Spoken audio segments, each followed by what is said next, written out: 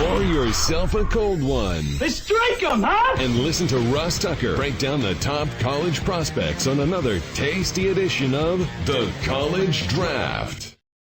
Yeah, it's Daddy Soda time here on the College Draft Podcast, presented, of course, by DraftKings. I'm Ross Tucker, former NFL offensive lineman, 5 teams, 7 years, bunch of podcasts now. Ross Tucker Football Podcast, 30 minutes or less, your daily football fix, already posted this morning for you to find out really everything you need to take away from yesterday's action, Week 14 in the NFL. We'll do the power rankings tomorrow, even money betting podcast.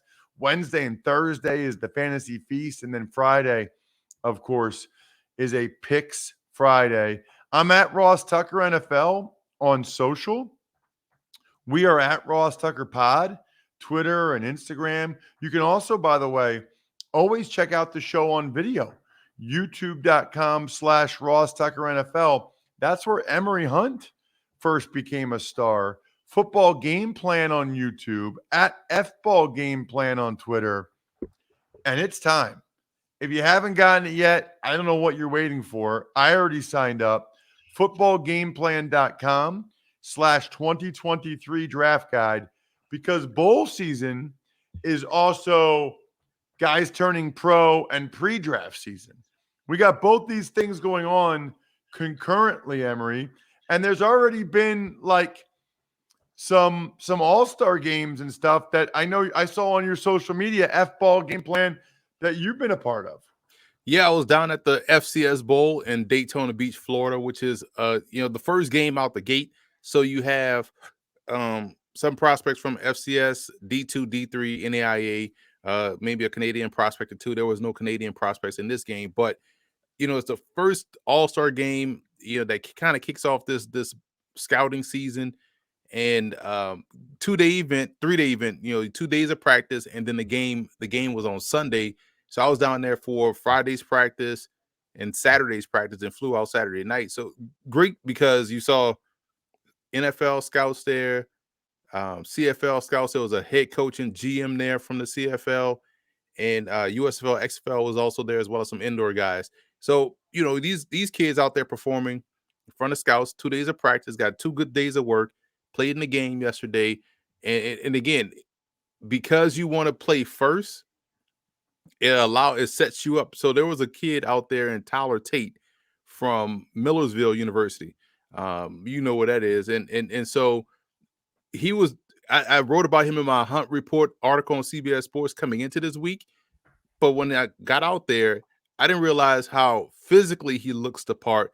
And he was a monster in those 2 days of practice. Ended up winning the American team MVP, total MVP award. And he had a really great game yesterday as well. So if you're able to play first in one of these all-star games, now you put yourself on the radar, because scouts will start to circulate your name and say, hey, if you are the Tropical Bowl, if you're the Hula Bowl, or even NFLPA, hey, can you get this guy in this game? We want to see more of him against higher competition. And so that's why I'm always excited for these games. And yes, Ross, it was only 2 of us out there. When I say 2 of us, I'm talking about 2 guys within the draft media. You would think if all you do all year is cover the draft, you would flock to these events, right? You would just be at this because this is your Super Bowl. This is when you shine. But I digress. I was out there with one of the outlet, just watching practice, taking notes. So now when Tyler Tate goes off in the game and the scout report pops up and everybody else like, well, this guy came out of nowhere. Well, no, he didn't. If you were, there watching the FCS Bowl instead of faking like you like the World Cup. I don't see any more soccer tweets, by the way. Faking like you like the World Cup. You'd be out there at these all-star events, watching football. Well, Emory, it's a good thing that they don't go to those, because that's what separates you. That's what differentiates you. And that's why you know more prospects than they do, and why people should get the draft guide at footballgameplan.com/2023 draft guide. There's a lot we could talk about before we get into these bowl games. The Army-Navy game was awesome. I was there. I actually got Jack tickets, producer Jack tickets. He got to go. We talked about on the Ross Tucker Football Podcast. The emotion in that game, Emory, like, I can't remember the last time I saw a football player at any level be as unbelievably inconsolable as the Navy fullback who fumbled at the 1-inch line in double OT. Anton Hall Jr., by the way, had a 75-yard touchdown or something earlier in the game. I was sick for that young man. Sick. And then you find out on Sunday that they fire the coach. All-time winningest coach at Navy. All-time winningest coach in the Army-Navy game. They ended the year by beating Temple, losing to Notre Dame 35-32. They dominated the second half. They beat top 20 ranked UCF. And they only start 4 seniors. I am really stunned by that one. If you're an academy and you only start 4 seniors, they are going to be good next year. Whoever they hire, Emory's going to come in there and be like, oh, see, look what he did. No. Niumatalolo went with a youth movement this year, and it worked. They played their best ball over the last month and a half, 2 months, and they would have been picked to be really good going into next year. They would have been ranked going into next year. And this is what really bothers me, Ross, because we grew up in an era where coaches like Nehemiah Talolo was allowed to retire at a place because he was so good. And think about it, over the course of his tenure, he's had Navy ranked really high, had Navy with a Heisman Trophy finalist in Keenan Reynolds, with an outside shot to win the thing. Hey, they're going to helicopter him from Philly up to Manhattan, if he's going to be, if he's going to win the award. And we've seen him beat Notre Dame over the course of his career multiple times, I believe. We've seen them dominate in the AAC and Conference USA or whatnot when they were there or as an independent. Like, we've seen him dominate Army. I was at the game when Army finally broke the streak in Baltimore. So was I. That was my first time there. That was, matter of fact, that was the Donald Trump year. He was there. Remember, that was the 2016. So that was my first Army Navy game. And so we've seen him just dominate college football. They've won out of conference. They've won against major programs. I expect him to be, signed really quickly because he is someone that you hear every new job that opens up, you always heard about his name, but he was always like, oh, I love Navy, I'm here. And he was true to that until the news was shocking to me. I was like, did he retire? Like, what was this? Like, how could you get that's almost as egregious as when Nebraska let go of Frank Solich. And I feel like they're still trying to fill that void Solich left, because Solich had these guys in the top 10 still, but they wanted to go in a different direction, and they still are looking for that match that he had. Like, sometimes you got to let coaches be. Totally agree. Before we dive into these bowl games, Emory, I did want to say we got the FCS semis coming up. FCS playoffs were awesome over the weekend. There's some really good players in these games. Your boy, the quarterback at Incarnate Word, you're the only person I've heard talking about him. He lit up Sac State, so he's in it. They play what? They play at South Dakota State or North Dakota State? They play North Dakota State. Okay, and then South Dakota State plays Montana State? Yep. Wow, those are some awesome games. I'm looking forward to – what's funny? I'll be in Minnesota this weekend because I'm doing Vikings-Colts. I'm right there. I'm right near the Dakotas and Montanas. I'll be watching the crap out of those FCS games. The left tackle and fullback for North Dakota State are studs. Tight end for South Dakota State. I'll put some names to it. Hunter Lupke, the fullback for North Dakota State. Cody Malk, the left tackle for North Dakota State. Tucker Kraft, is it? The tight end, I think, for South Dakota State. The quarterback, what's his name? Lindsey Scott. There are some legit NFL players playing in these games this weekend. And a trip part about, like, everyone will say the de facto national championship game is Montana State, South Dakota State, because those two are the best teams right now. North Dakota State, here's the problem for North Dakota State. And this is where it'll come into play. They're a very good, dominant football team. But here's the problem they face now against a team like Incarnate Word. We saw what they did last weekend in the rain in Sacramento. Now you put that team that doesn't care about defense indoors on turf. It's going to be a track meet once again. So I hope North Dakota State is able to replicate, the offense that they'll see from the other side, because it does. Incarnate Word plays like how, you see certain teams in the FBS play, like they play like UTSA, where it doesn't matter if you get up by 21 points, they know they can come back. You know what I'm saying? And so they all are always going to keep the pressure on. Sacramento State was the number 2 team consistently all throughout the season, undefeated. And yeah, you could make a case that maybe Troy Taylor had already had eyes on Stanford, whatever. You still want to, G.J. Kinney has already accepted the job at Texas State, and he's still there on the sideline rotting this thing through. North Dakota State might be on upset alert, Ross, because it's a situation where conditions and the team that they're facing, Lindsey Scott has scored over 60 touchdowns this year, passing and running, over 50-something passing touchdowns, and I think over 10 rushing touchdowns. He is instant offense, and I'm already hearing talk from folks talking about, well, he's only going to be 5'9", maybe 5'9.5", whatever, y'all. Like, people forget he was a 4-star prospect that signed and was on LSU's team. He was a Gatorade Player of the Year in Louisiana. We know how great the high school football is in that state.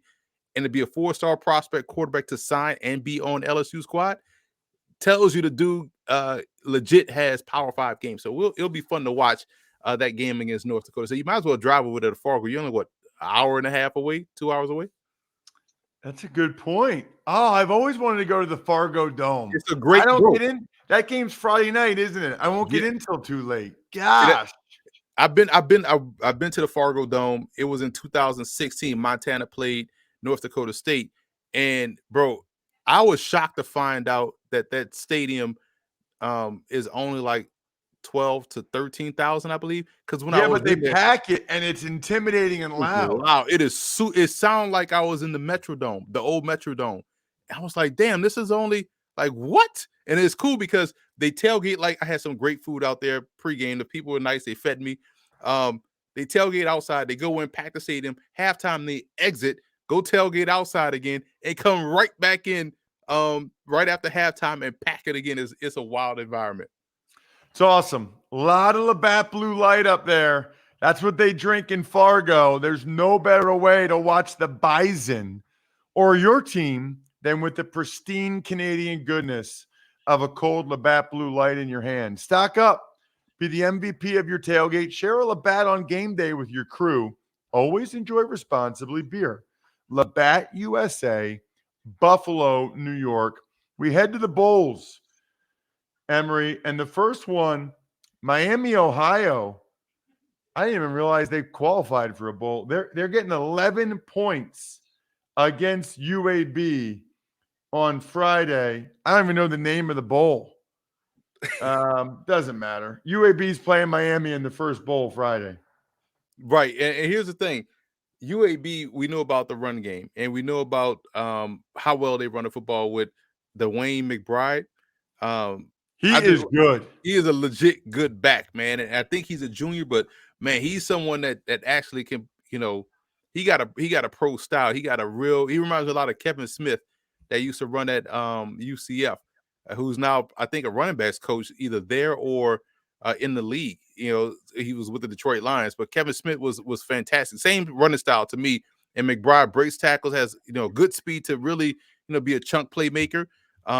May not be the 90-yard burner, but he's definitely someone that can, kind of like James Robinson, someone that can rip off those medium chunk plays and get to the end zone.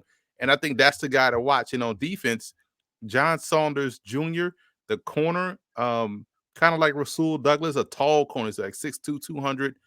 Good off-ball skills, has a very smooth side shuffle technique to where he can then drive on the football, able to punch the ball out. Shows a good ability to rake the ball from a receiver. Uses his length rather well to close space and bat the ball away.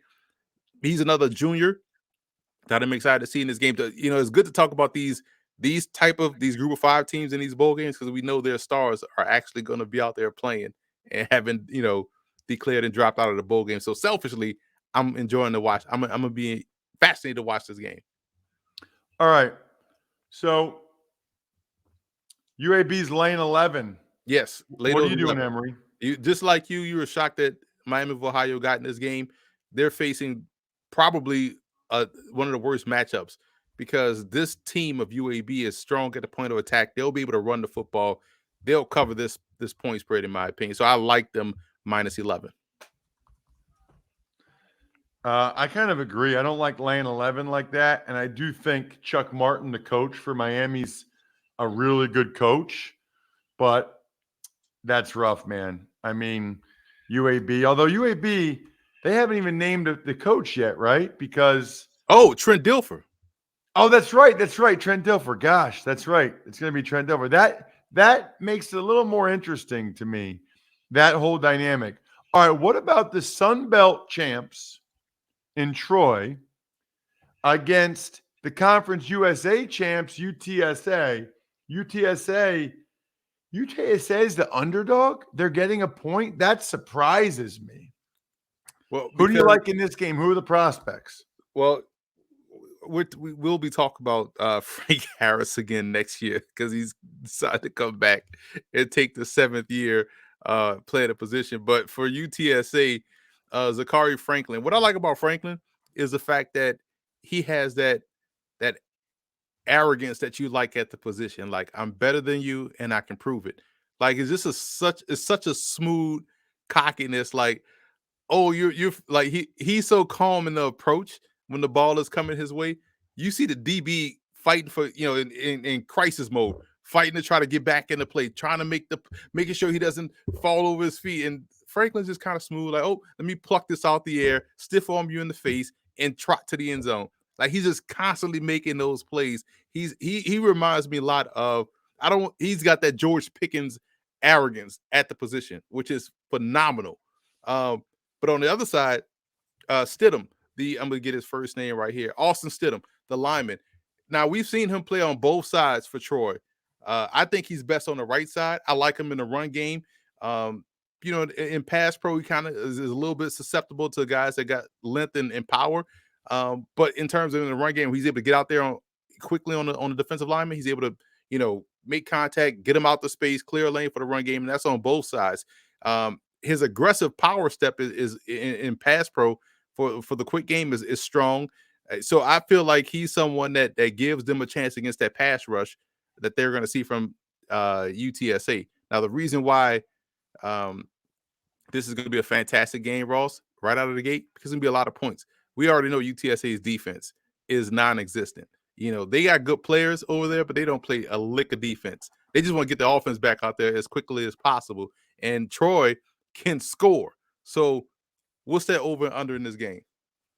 54.5. Pretty high number. Over. It's not a high number, Ross. A high number is what we see with Incarnate Word when the number is always in the 70s. And you still take the over with Incarnate Word. They scored, 130 points last week against Sac State combined? This game will probably be a 50-53 type game. I'm taking the over. That's the best play here, more so than the point spread, because you can't trust either defense. That's why it's a single point spread. But the over, they're big, because people think bowl game, guys are sitting out. Well, Frank Harris is coming back, signed a new contract extension to come back. And then you look at Troy's giving up all kind of points. Take the over here. This game will be in the 70s easily. Is he really coming back? Yeah.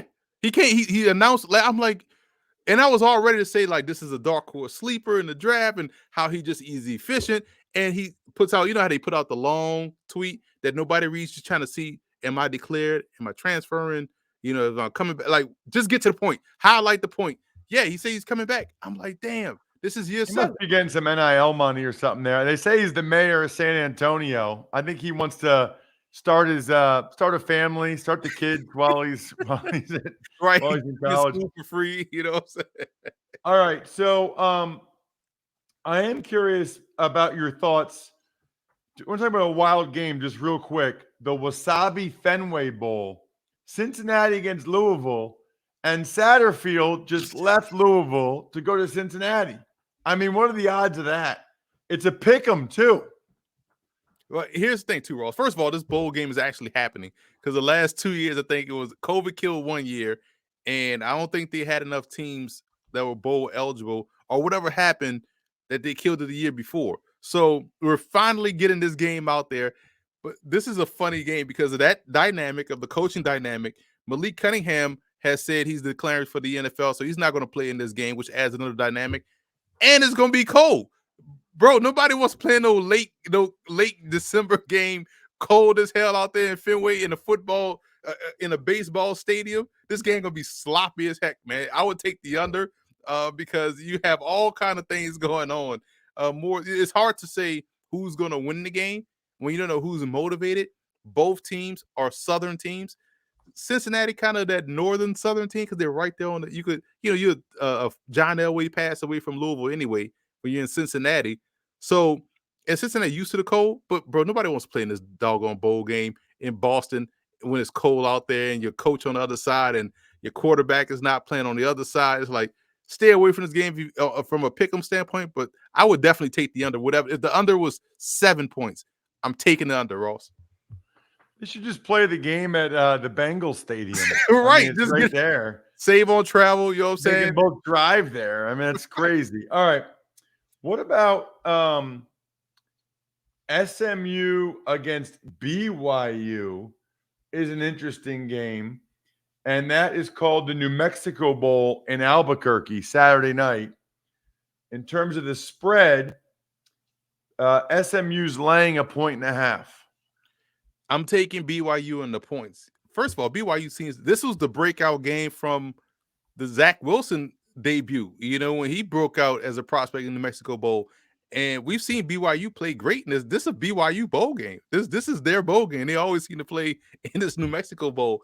But the reason why I like them against the spread is because of their defensive line. This is a point of attack game, Ross, and you know this. Their O-line, D-line is dominant. Their O-line, D-line should be the reason why they win this ball game. But Tanner Mordecai is another draft prospect. I feel like he's been there forever or been in college football forever. Same with Jaron Hall, who has been there since Zach Wilson, predated Zach Wilson, I believe but both quarterbacks are veteran guys, so we should get great quarterback play because both guys have played a lot of ball. Both guys are going on to the pro game, and I think Hall hasn't fully declared, but I think he's going to go. He's someone that's one of those day two type guys that can end up playing really well as a pro. Mordecai has, I thought, thrived in his passing offense. He has good velocity, maybe not the strongest arm, but definitely does a good job of maximizing what he has in terms of, painting the inside corner, to use a baseball reference, on these in-breaking routes. And I think he does that well. He'll have to do that against his defense because that offensive line of SMU will have some problems with this grown, big defensive front of BYU. So I'm looking forward to seeing how both quarterbacks come out and play. So this game, being it early, is going to be the best quarterback matchup of the early slate of bowl games. What about Washington State and Fresno State? They're matching up against each other in the Jimmy Kimmel LA Bowl presented by Stifel. I don't even know what these things are. It's at SoFi Stadium. That's pretty sweet for these kids. Who you watching in Fresno, Washington State? First of all, we need to get College Draft Podcast Bowl presented by Labatt Blue. Labatt Blue and DraftKings. Hey man, we just put it out there. We roll the ball out there. It's time for y'all. That would be amazing. You know what I'm saying? Let's make it happen, Ross. Tell your people, call my people, we call their people, and we get the bowl game done. So I think we only need about a good 500,000 to but they got that. I mean, DraftKings runs promotions all the time. You know what I'm saying? So they got that. So we could have a bowl game and we could do this show as the broadcast. But for Washington State, I do like the linebacker, Deion Henley. Senior Bowl guy, good athleticism, good sideline to sideline. I remember Washington State being one of these places where you can find, athletic linebackers. Remember Mark Fields that played for the Saints and the Panthers, really good at it. He was kind of one of the first hybrid guys that, he's not the old school 6'4", 245. He's one of these speedy guys that gets from point A to point B. That's Henley. And we always talk about Jake Haener, but he just makes so much of a difference for this offense, being back there. Good accuracies, going to the Senior Bowl. I like his arm strength. I think he's on that from what we've seen so far from Brock Purdy, from what we've seen from a Taylor Heineke. I think he could be that guy. He could be, kind of that borderline starter in the NFL. And I think he has a bright future. So I'm excited to see him close out his career because he's actually declared and is going to the Senior Bowl here in this game against Washington State. And I felt, just to just change things up, I didn't want to also talk about Cam Ward again because obviously I could talk about Cam Ward all the time. But he's also in this game. So forget what I said about a great quarterback matchup between Hall and Mordecai. It's going to be Cam Ward and Haener going toe-to-toe. So we got two great quarterback games coming up. Fresno's favored by 3 points. What do you think? They should. I like Fresno in this game. This is a different ball club. We saw this in the Mountain West Championship game against Boise State because Haener was a starter. Haener didn't play in that first matchup where Boise State won. Haener is back. Different team with him under center. Lay these points with Fresno State. Wow. It'd be a nice win for them. What about the Celebration Bowl? It's kind of under the radar, but it's going to be the Cricket Celebration Bowl at Mercedes-Benz Stadium, which is cool. Jackson State against NC Central, North Carolina Central. I've gone to the first 3 Celebration Bowls at Mercedes-Benz Stadium. I went to the first one with Tariq Cohen, had 298 yards rushing and a punt return. He was nuts in that game. Went to the second one, went to the third one, and then it started becoming the North Carolina A&T Invitational because they were just plowing through, getting to the game. I was saying, I'm going to sit back. But this one definitely means something because you got Coach Prom's last game before he goes off full-time to Colorado. You have North Carolina Central that beat the brakes off New Hampshire earlier in the year. They have a really good coach in Trey Oliver, who's been phenomenal. He's a former North Carolina Central ball player there. So he's came back coach to alma mater. They had a good quarterback in Davius Richard. I watched him progress.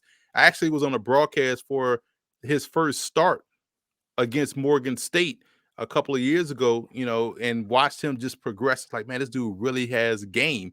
And you like to see that progression for him, now, and that gives them a chance. They're 16-point underdogs in this game. So Richards is the guy to watch because he's a dual threat.